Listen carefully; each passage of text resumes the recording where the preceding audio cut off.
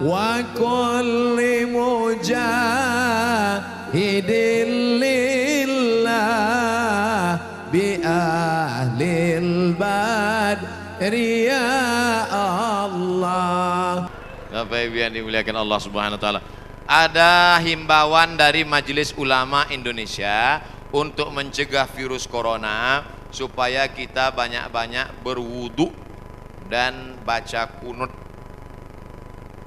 Kok Ustadz Somad nggak ada nyebut yang 4 tadi? Pertama, tobat nasuha. Yang kedua, solawat.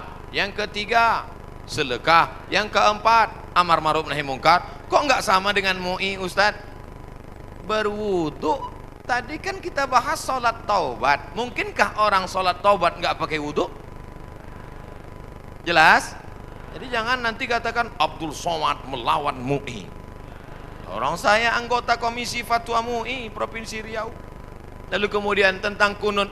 Kunut ada namanya kunut witir, ada namanya kunut subuh, ada namanya kunut nazilah.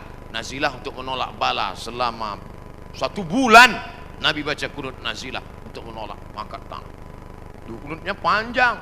Allahumma dafa'an al-ghala wal waba wal fahsya wal riba wal zina ma dhahara minha wa ma batan.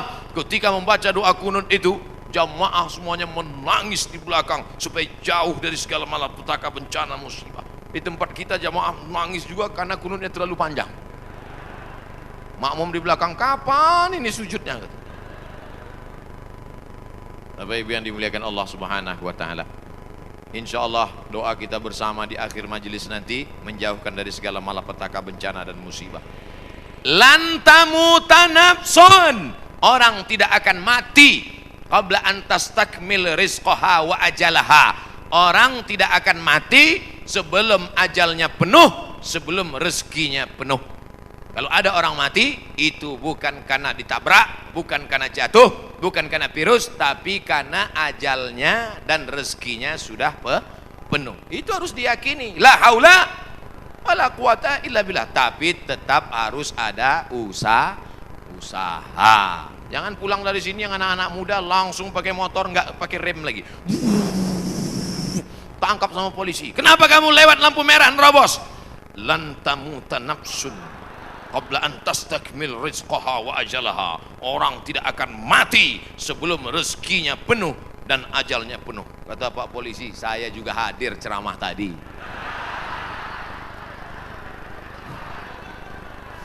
Emang ente aja yang ngaji gitu.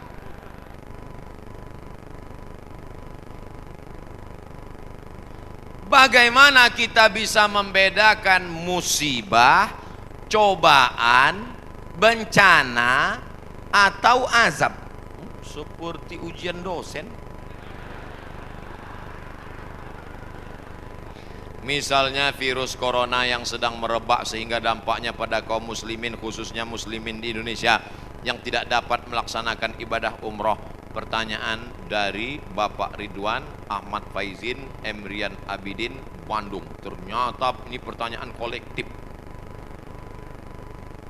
Misalnya saya demam. Dari mana saya bisa membedakan demam saya itu menghapus dosa, atau demam laknat, atau demam ujian iman, atau demam itu dari mana saya bisa tahu?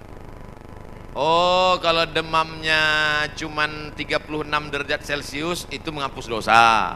Kalau 40 derajat itu laknat. Kalau 100 derajat kebakaran. Di mana kita bisa tahu? Tidak ada yang bisa membedakannya kecuali introspeksi diri. 1. La yusibul mu'min min nasabin wala wasabin wala saqamin wala syaukin yastakuha. Kalau ada orang yang kena susah hati, gundah gulana, sakit, duri menusuk tapak kaki, keluar dari rumah lupa pakai sendal, melangkah, duri menusuk tapak kaki, illa kafarallahu anhu biha sayyi'atuh, maka dengan itu sebenarnya Allah ingin membersihkannya dari dosa. Makanya kita selalu husnuzan. Ana dalam hadis kursi apa kata Allah? Ana inda husni zanni abdi bi.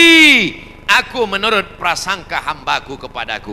Maka kalau kita kena penyakit, yang pertama husnuzan pada Allah, bahwa sebenarnya Allah ingin membersihkan kita dari dosa. Yang kedua, Saya nggak ada dosa Pak Ustadz. Apa dosa saya? Saya nggak pernah minum khamar, saya nggak pernah sabu-sabu, saya nggak pernah berzina, saya nggak pernah pakai narkoba. Dosamu adalah ketika kau merasa bahwa kau tidak berdosa. Itulah dosa. Dosamu adalah ketika engkau sehat tapi tak kau pakai mensyukuri nikmat Allah. Itulah dosa. Maka siapa yang berkata saya tidak pernah silap, saya tidak pernah salah, saat itu dia sedang silap dan salah. Al-insan mahallul khata' wan nisyan. Manusia tempatnya silap, lupa dan salah. Yang kedua, ketika kita sakit, sebenarnya Allah ingin mengangkat derajat kita, karena sebetulnya amal kita tidak cukup. Kita sudah ditempatkan di tempat surga Jannatul Firdaus, tapi ketika malaikat ditanya, sudah cukupkah amalnya? Belum. Beri dia ujian supaya amalnya mencukupkan dia dengan amal sabar. Ada amal yang lebih tinggi dari tahajud, lebih hebat daripada jihad. Apa dia? Innama yuwaffas sabiruna ajrahum bighairi hisab. Amal sabar, menerima musibah, tidak caci maki, sumpah serapah. Yang ketiga, bisa jadi laknat Allah.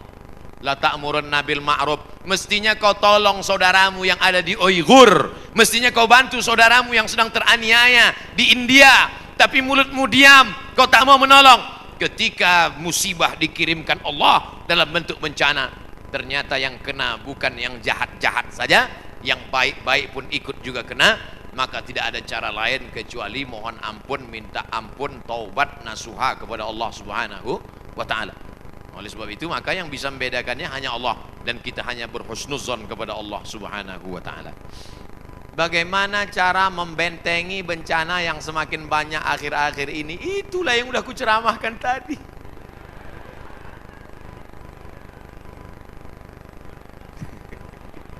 Itulah yang sudah kita bicarakan selama 1 jam 15 menit tadi, brother.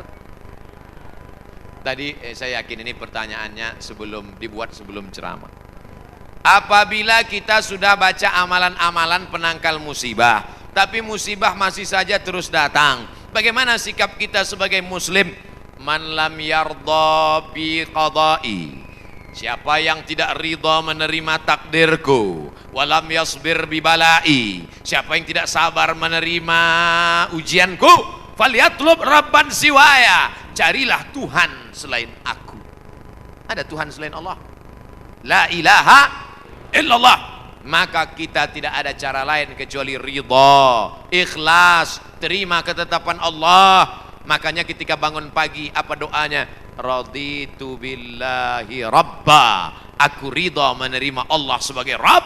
Apapun yang kau beri aku terima ya Allah. Wabil islami dina, aku ridha Islam sebagai agamaku. Apapun perintah dan larangan Islam ku amalkan. Wabi Muhammadin nabiyya wa rasula, aku ridha Muhammad sebagai rasulku. Maka kita ikut sunnah Rasulullah Muhammad sallallahu alaihi wasallam. Terjadi juga ridha. Tapi kalau terjadi karena kurang usaha, hukum sebab akibat.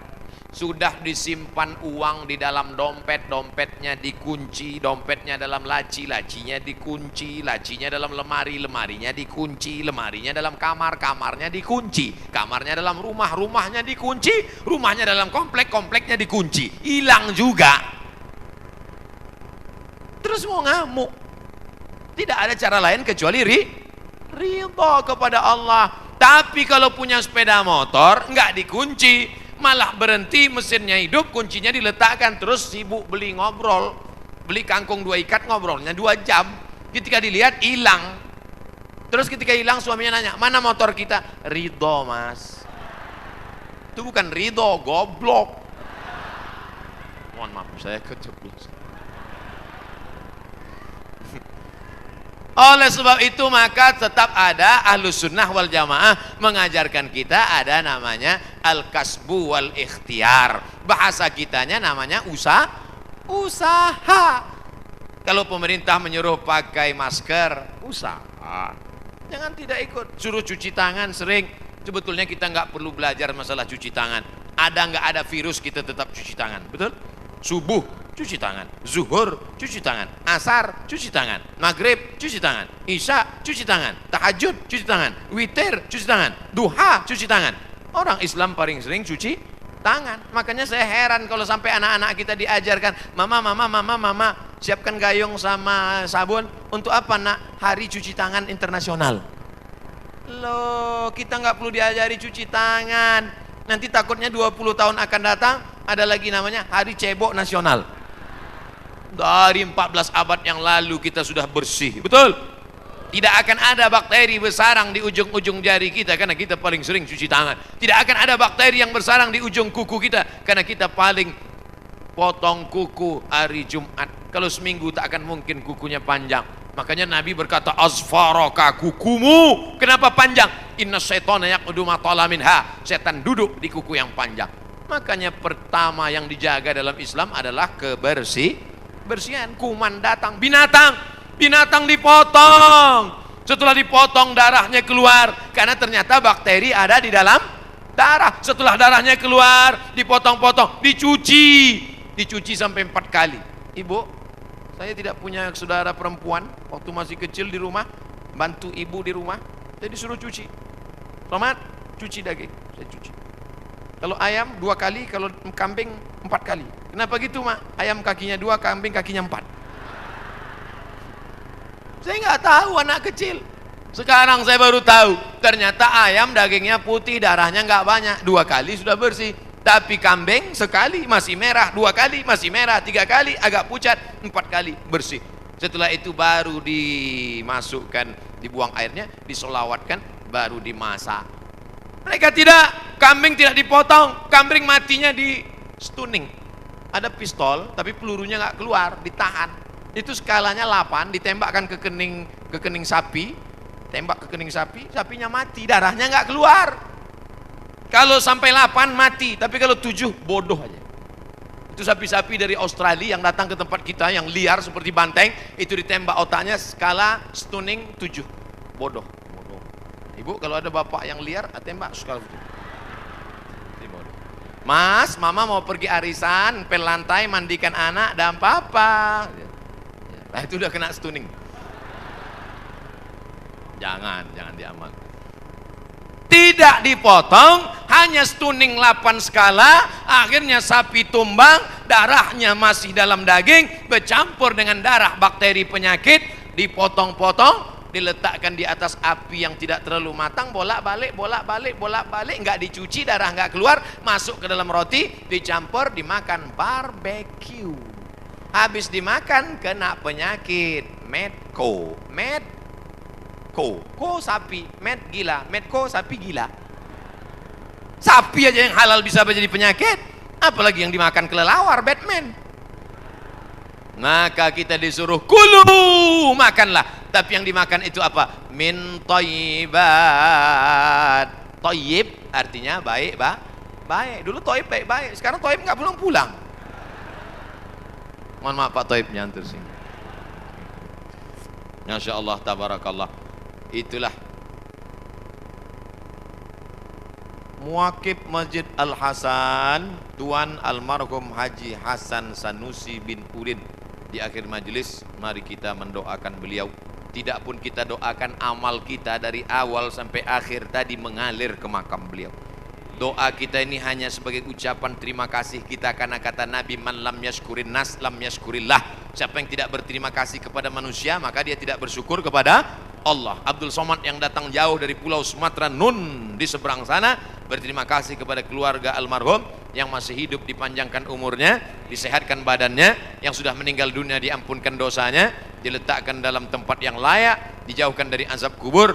Maka kita membaca doa Al-Fatihah. A'udzu billahi minasy syaithanir rajim. Bismillahirrahmanirrahim. Alhamdulillahi rabbil alamin. Ar-Rahmanir Rahim. Maliki yaumiddin. Iyyaka na'budu wa iyyaka nasta'in. Ihdinas siratal mustaqim. Siratal ladzina an'amta 'alaihim ghairil maghdubi 'alaihim waladdallin. Amin. Allahumma ighfir lahu, rahmati saudara kami almarhum ya Allah. Warhamhu, rahmati beliau. Wa'afihi, berikan beliau kebaikan. Wa'fu anhu, maafkan segala silap salahnya. Waj'alil jannata mathwahu, jadikan surga sebagai tempat tinggalnya. Allahumma ja'al qabrahu raudhatan min riyadil jinan. Jadikan kuburnya salah satu dari taman-taman surgamu ya Allah. La taj'al qabrahu hufratan min hufarin niran. Jangan jadikan kuburnya salah satu dari lubang nerakamu ya Allah.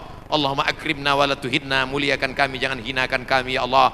Allahumma dafa'na al-ghala wal waba wal fahsya wal riba wal zina wal munkar. Selamatkan negara kami, negara Kesatuan Republik Indonesia dari malapetaka, bencana, musibah, wabah, penyakit, zina, narkoba, perbuatan keji dan mungkar.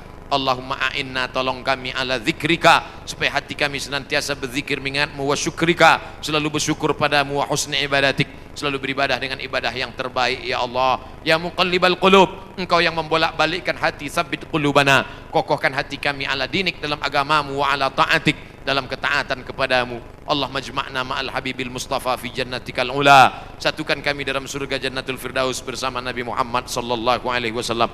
Allah maj'alna minal mutahabbina bijalalik, jadikan kami orang-orang yang berkasih sayang karena engkau. Azillana tahta zilli arsyika, pada saat kami bangkit di padang mahsyar tak ada tempat bernaung, berikan kami naungan singgasana arasmu ya Allah. Rabbana ighfir lana dzunubana, ampunkan dosa kami, wali abaina, ayah kami, wali ummahatina, ibu kami, wali azwajina, pasangan hidup kami, wali dzurriyyatina, anak cucu keturunan kami, wali man hadarana, semua yang hadir di majelis ini pulang dalam keadaan ampunan dosa-dosa ya Allah.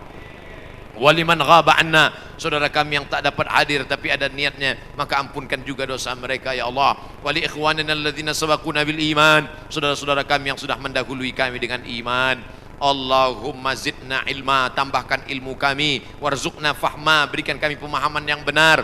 Allahumma ja'al abna'ana wa banatina minas salihin was salihat, jadikan anak-anak kami anak-anak yang saleh dan salihah, min huffazil Quran wal hafizat, menjadi para penghafal Al-Quran, minal mujahidina fi sabilik bi amwalihim wa anfusihim, mereka akan berjuang menolong agamamu dengan harta dan nyawa mereka ya Allah. Allahumma khtim lana bi husnil khatimah wa la takhtim alaina bi su'il khatimah. Allahumma ja'al akhir kalamina 'inda intihai ajalina, jadikan akhir kalam kami ketika ajal kami sampai, saat malaikat maut mencabut nyawa kami, yang terakhir keluar dari mulut kami la ilaha illallah Muhammadur Rasulullah sallallahu alaihi wasallam. Rabbana atina fid dunya hasanah wa fil akhirati hasanah wa qina adzabannar.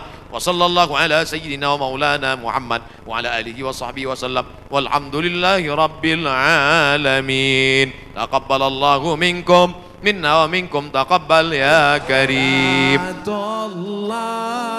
Salamullah